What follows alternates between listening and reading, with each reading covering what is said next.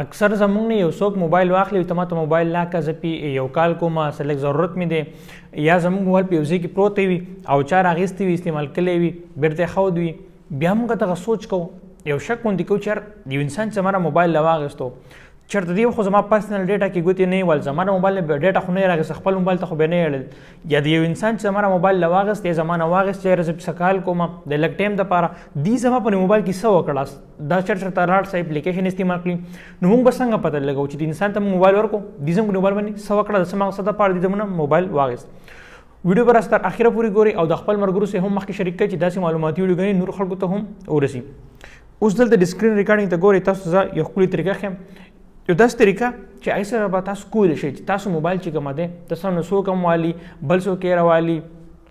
دا هغې ټول د استعمال هغه ډیټا هر څه به تاسو دلته کې ښکاري ګوره زه به راشم دلته کې ګوګل پلی سټور ته ګوګل پلی سټور ته راغلم اوس به دلته کې زه اپلیکیشن ځان سره سرچ کوم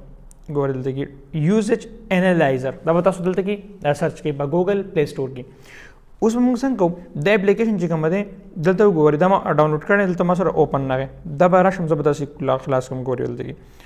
اوس یو چا ته ما موبایل ورکړو هغې راواغېست د څه ټایم دپاره منټ دپاره دپاره استعمال یې کړو یا بل چا راغېستی ما موبایل کې لګیا دی ګوتې وهي بیا چې زه روانم زه اوس ګورم چېرته که انسان سم په موبایل کې وکړه څه په دې تېر یو څو منټو کې ګوره زه بلته راشم په دې یوزیج انالایزر باندې به کلیک کوم ما که تاسو نه څه پرمیشن یې غواړي هغه به تاسو دې اپلیکیشن ته ورکوئ ما خو مخکې نه ډاونلوډ کړی څه که ما نه څه پرمیشن نه غواړي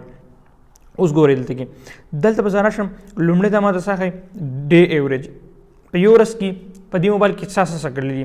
یوټیوب کولاو شوی انسټاګرام کولاو شوی 2 غنټې ټیک ټاک 1 غنټه کولاو شوی دلته هم تر ټوله ډیټا راکوي دا موږ داسې هم کولی شو چې دا موږ د یو چا په موبایل کې انسټال کړو او بیا موږ معلومو چې دغه انسان په دې موبایل باندې وکړه څه نو هغه هم موږ معلومولی شو اوس په دې دویم آپشن ته راشم دلته کې ګورئ ډے ایوریج په ورځ کې څه وشو اصل مین خبره پوینټ دا دی ګورئ دلته زه راځم دلته کې اوس وګورئ هسټري ټایم لاین په دې کې څه کوم ما تاسو ته ښایي ګورئ کومه چې دی